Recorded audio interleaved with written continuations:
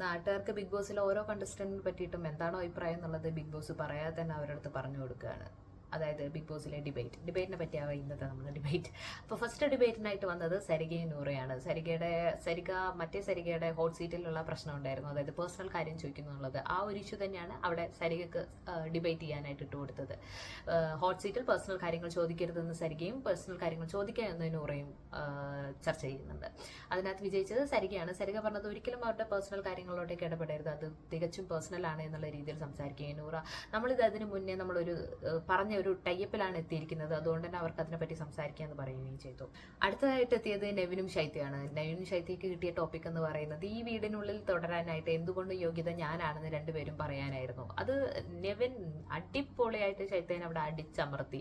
അതായത് അനുവിന്റെ പാടത്തുമ്പിൽ തൂങ്ങി നടക്കുക എന്നല്ലാതെ ശൈത്യ ഇവിടെ എന്താണ് ചെയ്യുന്നത് എന്നുള്ളത് പറഞ്ഞപ്പോൾ തന്നെ ശൈത്യക്ക് അവിടെ ട്രിഗറായി. അങ്ങനെ തന്നെ നെവിൻ വിജയിക്കുകയും ചെയ്തു. നെവിൻ പറയുന്നതിൻ്റെ ഇടയിൽ ശൈത്യ സംസാരിക്കുകയും ശൈത്യനെ നന്നായിട്ട് ട്രിഗർ ചെയ്യുന്ന രീതിയിൽ തന്നെയാണ് നെവിനോട് കോമഡി തമാശയുടെ രൂപത്തിൽ സംസാരിക്കുകയും, പക്ഷേ ശൈത്യനെ നന്നായിട്ട് ട്രിഗർ ചെയ്യുന്ന രീതിയിലും നെവിൻ സംസാരിച്ചു. അപ്പൊ അതിലെ വിന്നറായിട്ട് നെവിനായിരുന്നു.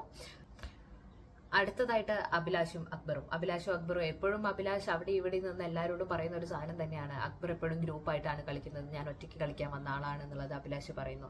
ആ ഒരു സാധനം തന്നെയാണ് ബിഗ് ബോസ് അവർക്ക് രണ്ടുപേർക്കും ടോപ്പിക്കായിട്ട് കൊടുത്തത്.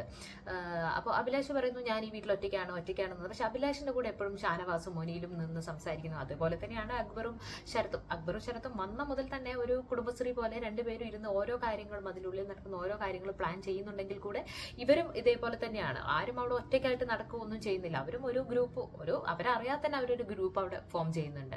അപ്പോൾ അതിനകത്തുള്ള ചർച്ചയിൽ ജയിച്ചത് കറക്റ്റായിട്ടും കൃത്യമായിട്ടും പറഞ്ഞത് അക്ബറായിരുന്നു. അതുകൊണ്ട് ആ ഒരു ചർച്ചയിൽ ജയിച്ചത് അക്ബറാണ്. അടുത്തതായിട്ട് ഷാരിഖ് ഓനിയിലുമാണ്. രണ്ടുപേരും മിഡ് വീക്ക് എവിഷനിൽ പുറത്തു പോയതായിരുന്നു. അപ്പോൾ ആ ഡെഡ് സോണിൽ നിന്ന് തിരിച്ചു വരാൻ ഒരാൾക്ക് മാത്രമായിരുന്നു ചാൻസ് എങ്കിൽ ഞാനായിരുന്നു വരേണ്ടത് എന്നതിനെ പറ്റി സംസാരിക്കാനായിരുന്നു. അവിടെ ഓനിയിൽ കറക്റ്റായിട്ട് കുറച്ചുകൂടെ പോയിന്റ്സ് പറഞ്ഞു. അവിടെ ഓനിയിൽ വിൻ ചെയ്തു.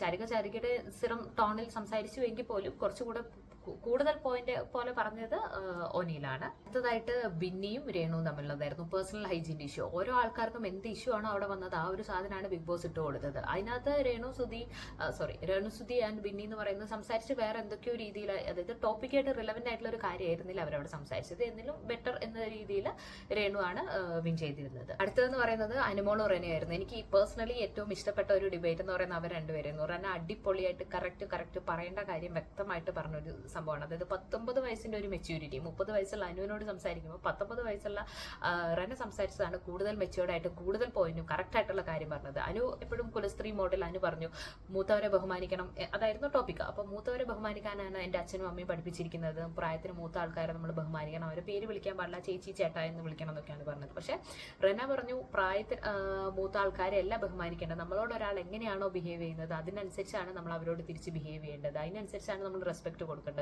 നമ്മളിങ്ങോട്ട് റെസ്പെക്ട് ചെയ്യുന്ന ആൾക്കാരെ മാത്രമാണ് നമ്മൾ റെസ്പെക്ട് ചെയ്യേണ്ടത്. വളരെ 100% കറക്റ്റ് ആയിട്ടുള്ള ഒരു പോയിന്റ് ആണ് റെന അവിടെ പറഞ്ഞത്.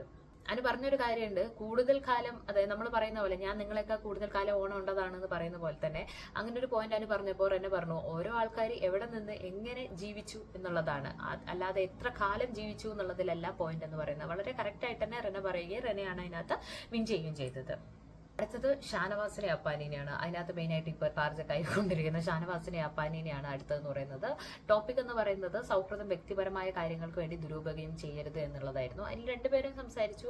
ജഡ്ജസ് ആയിട്ടുള്ള അനീഷൊക്കെ പറഞ്ഞത് രണ്ടുപേരും ഒരു കറക്റ്റ് ആയിട്ടുള്ള ഒരു സാധനമല്ല പറഞ്ഞത്. എങ്കിൽ കൂടി ജയിച്ചത് അപ്പാനിയാണ് എന്ന് പറഞ്ഞപ്പോൾ തന്നെ ഷാനവാസ് മൈക്കെടുത്ത് ഇതിൽ കൂടുതൽ എനിക്കൊന്നും പറയാനില്ല എന്ന് പറഞ്ഞിട്ടാണ് നിർത്തിയത്. അവിടെ ഇന്നത്തെ ഡിബേറ്റ് ടാസ്ക് അവസാനിച്ചിരിക്കുകയാണ്. വളരെ നല്ലൊരു ടാസ്ക്കാണ്, എല്ലാവർക്കും സംസാരിക്കാനായിട്ട് നല്ലൊരു ചാൻസ് കൊടുത്തൊരു നല്ലൊരു ടാസ്ക് ആയിരുന്നു ബിഗ് ബോസിലെ ഡിബേറ്റ് ടാസ്ക് എന്ന് പറയുന്നത്.